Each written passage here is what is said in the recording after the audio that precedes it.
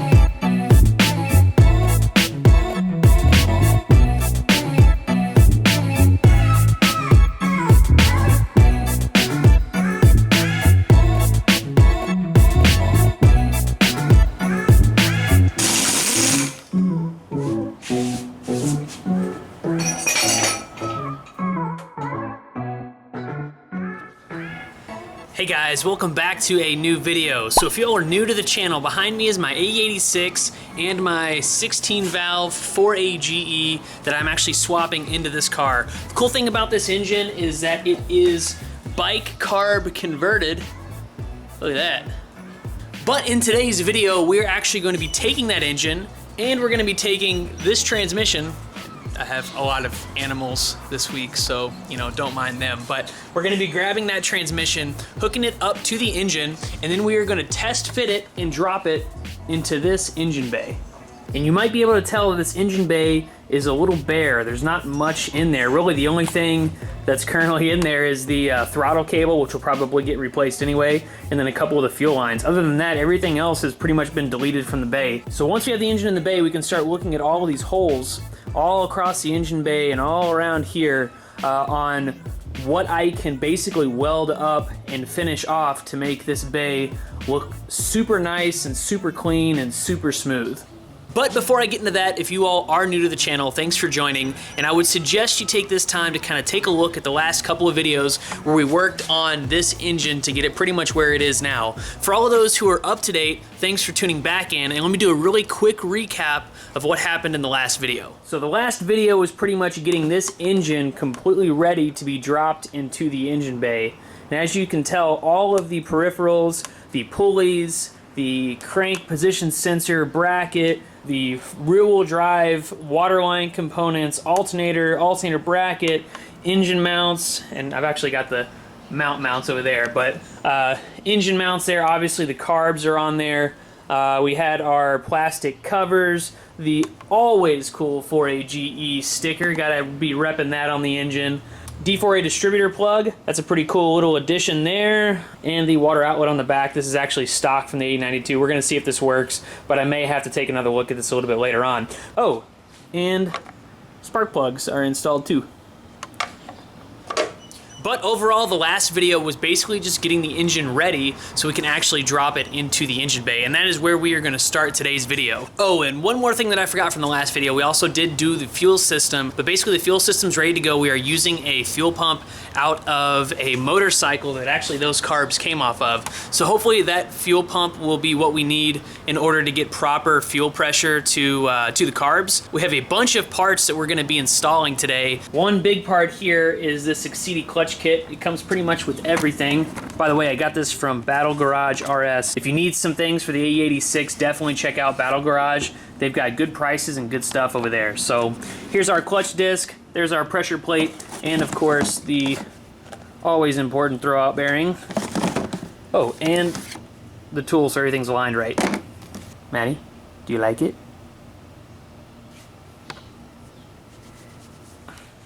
And over here we have a freshly resurfaced AE92 flywheel that actually came off of that engine.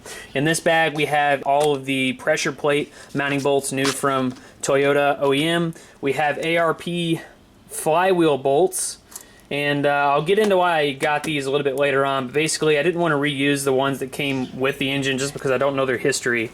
And the last thing here, we've got this pilot bearing that we're going to be installing so that everything mates up right and everything works the way as it should.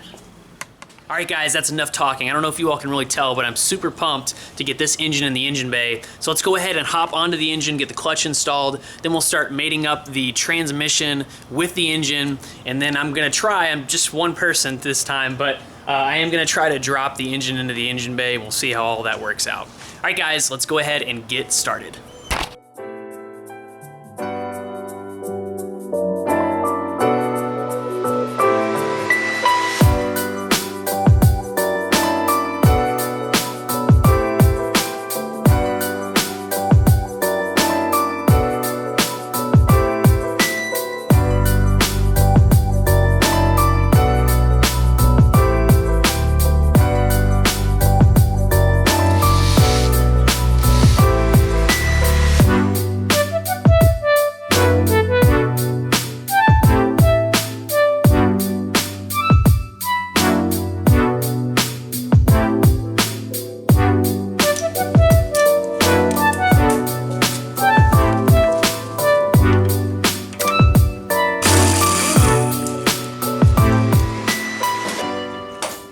Alright guys, so I wanted to stop here and just kind of explain myself really quick. So we've taken out all of the bolts here that hold in the flywheel, and at this point it would be a perfect time to replace this rear main seal. Now, the reason why I'm not replacing the rear main seal is because this is not the final time this engine is going to be outside of the car. So I do plan to do a full actual internal refresh as well on this engine, and I think it's just kind of a waste of time to go ahead and replace this rear main seal with a new one because the engine is going to come out again. But as you can see here, I mean, really this seal is in good shape. I don't see any sort of like leaking oil down there, and this is all clean. This is how it was when I got the engine. So I don't know, maybe someone went in here and cleaned it all up, but I doubt it. But the thing is, it's really not that bad. I mean, it may be an older seal, but this engine might not have a lot of miles on it. I really have no history of this engine, so I think at this point in time it's okay to just leave this old seal here. I do recommend, if you're doing this at home and you don't plan on pulling the engine multiple times, then go ahead and replace this seal. You'll have to take this metal piece off and replace this little, I think you have to replace that little paper gasket. Also, this goes against the windage tray. So if you remove this, you will also have to redo your windage tray. So keep that in mind as well, or at least reseal up your windage tray. Again, this oil pan's probably coming off at some point in time, so I can redo the windage tray. When I do that, that's when I'll redo this, redo the rear main seal, and we'll continue on from there. But anyway, everything looks pretty good so far. Let's get back into getting the flywheel installed.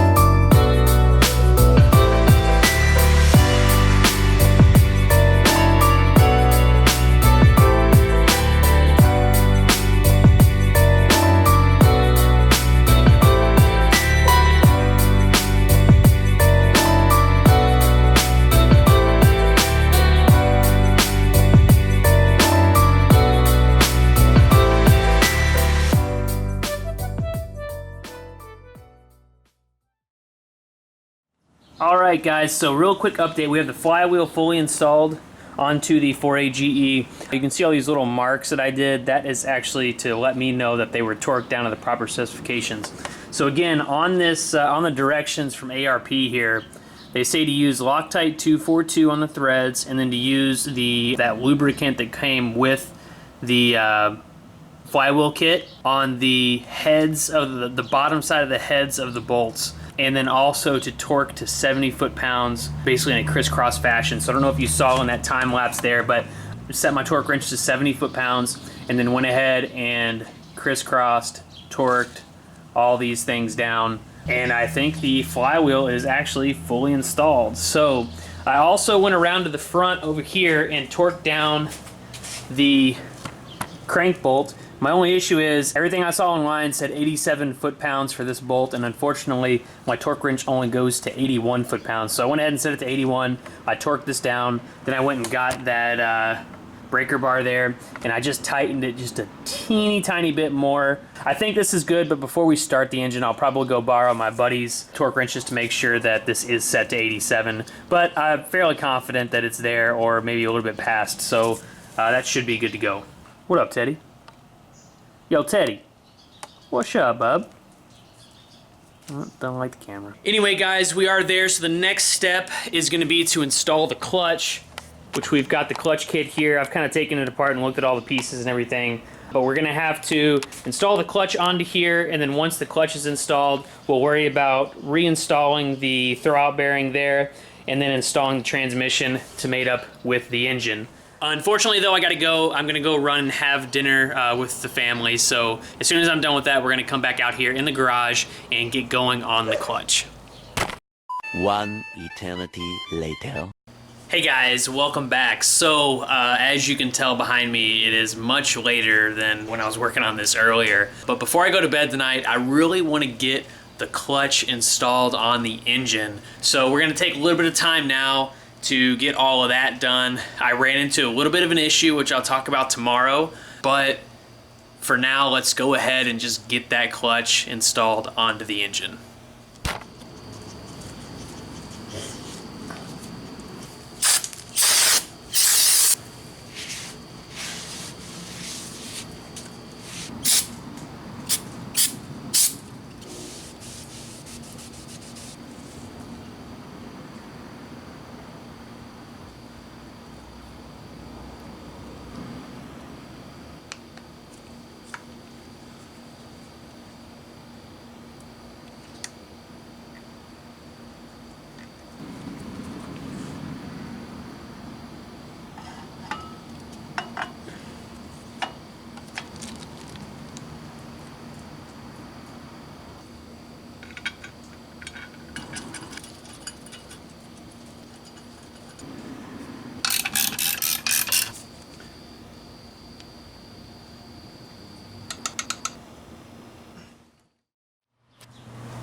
Alright guys, so it is day 2, we're back out here in the garage, and really quick before we get started, I kind of want to walk through an issue that I ran into that I didn't really think about, but now that I've ran into it and I think about it, it's pretty obvious that it would have happened, but I wasn't really thinking. So anyway, I'm going to tell you all, so hopefully this doesn't happen to you all in the future. So the good thing about it is we got the clutch installed. Again, this is a small port engine out of an AE92. And this is the clutch for that car. So the issue that I'm running into was actually this bad boy right here, and I'll show you what came in the kit. All right, so this is what came in my Succeded kit that I bought, but this is not the proper end. It's not the proper clutch alignment tool. This engine, even though it's the same engine, was mated up to a different transmission. So this was the first sign that something might have been a little bit wrong. And we'll come to find out, this clutch alignment tool was not correct, so I had to get another one. I'll show you how I did that. And also, the throwout bearing is different. I'm gonna just, I don't wanna open this because I don't know if I'm gonna be using it, but the throwout bearing is actually different than the throwout bearing that's already installed. This is the old one that was in here, but these in the back, these pieces, they made up differently. This is much smaller than the one that's used for the T50 in the rear-wheel drive configuration. So yeah, I didn't really think about it, but the clutch kit that I bought, since the flywheel is actually bigger on the small port engines, I went ahead and bought the kit for an AE92, or for the small port engine 16 valve, but I didn't think that it actually mates up to a totally different transmission. So anyway, this throwout bearing is probably not gonna work, at least for me, or I'm gonna have to do some major modifications to it. And then also the clutch alignment tool was not fitting, so I had to try to get this as best I could. But now you can see I have the right one. So what I ended up doing is I ended up going to AutoZone and buying this, which is a full clutch kit for a 1987 Corolla GTS. And the reason I did that is because it actually came with different clutch alignment tools, and actually the one that I needed. So I pretty much am going to be returning this today. I know it's kind of ridiculous. I had to purchase this whole thing for the proper clutch alignment tool, but went ahead and did it, and I've got it now. This is the throwout bearing. Actually, this throwout bearing looks very similar to the one that came in the Succeded kit. I don't know, maybe I'm totally crazy. Maybe this is the right throwout bearing. Huh. To be honest, I think I'm just gonna have to do a little bit more research and find out if the throwout bearing that I have is different from this one. The good thing is this T50, the one that came with the engine, actually has a throwout bearing in it. And what I went ahead and did is I actually pulled this throwout bearing off, and I went ahead and just re-greased everything. So I put some new grease in it and all that kind of stuff. This is okay. This transmission is going to come off of the engine at least a couple of times before it's finally permanently in the car and driving around. So in the meantime, I'll just look for a throwout bearing. If I get this put into the engine bay and then I remove the engine, it'll be super easy to just swap this out in the car. So I will find an OEM rear-wheel drive throwout bearing and get that on order, and then as soon as I get it, the next time the engine is disconnected from the transmission, we'll just go ahead and replace it. So for now, we're just gonna go ahead and go with this. Seems to work fine. I don't see any issue with it. So we'll just use it this way and swap it out once we get the new part. All right, so now the goal is to go ahead and clean up and get the transmission, if you can see it.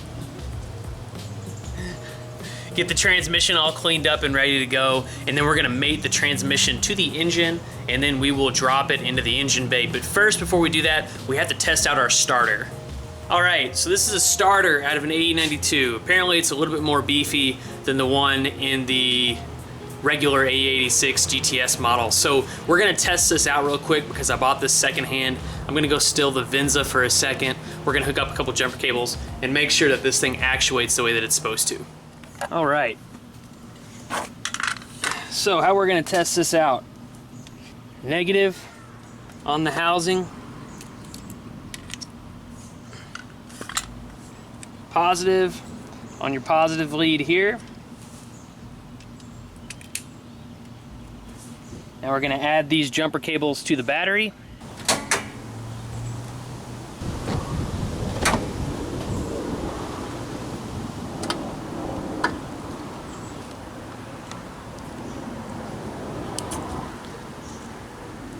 All right, and now we take this connector here, which is just a piece of speaker wire and cable that I put together.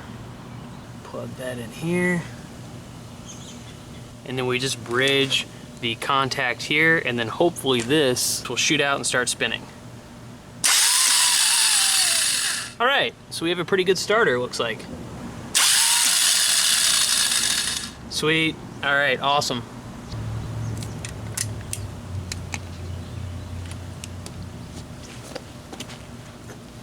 All right, so now that the starter checks out, let's go ahead and start cleaning up this transmission, and we'll get it mounted to the engine so we can go ahead and drop it in the bay.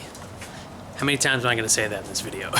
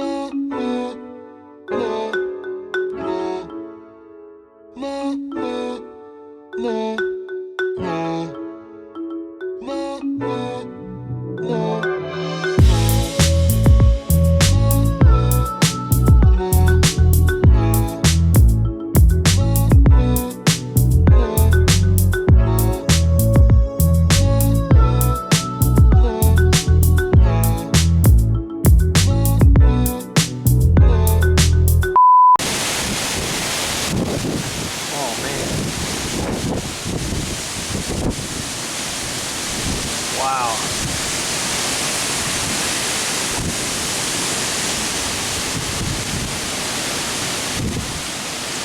That air is literally like 10, 15 degrees cooler.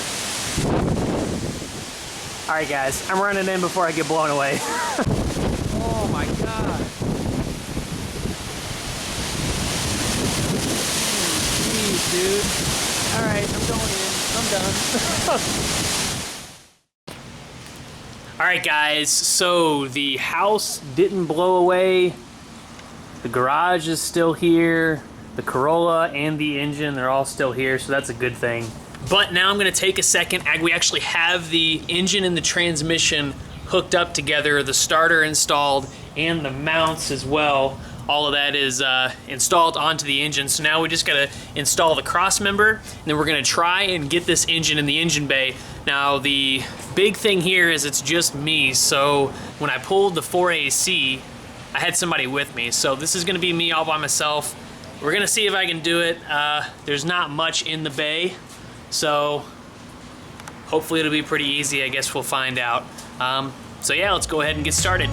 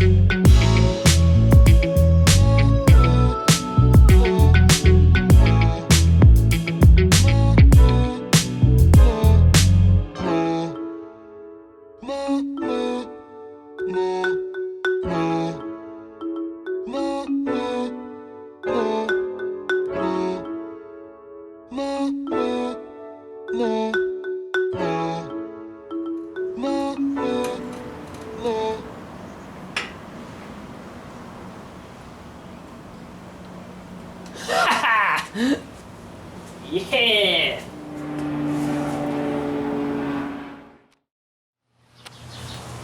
Alright guys, so that's gonna do it for this video. I really hope you all enjoyed it, and we actually got the engine in the engine bay and kind of under its own weight and mounted in the car. Now you might see a whole bunch of other stuff going on in here in comparison to the last scene, and that's because I actually was editing this video and realized I didn't shoot a closing for it. So I've been working on the other video, and all of this is to come.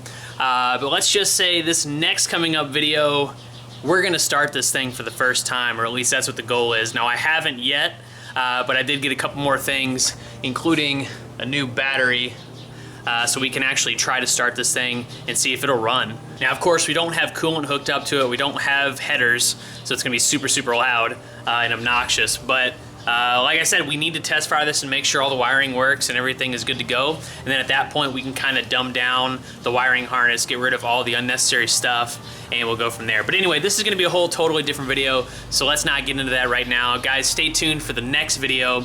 Also, if you like this sort of content, please smash that thumbs up button. If you wanna be notified when more videos come out on this car and the other projects we have, drift trike, wheels, all sorts of different things in this garage, please consider pressing the subscribe button below. It really helps out the channel. But anyway, stay tuned for more A86 content, and until next time, I'll see you later.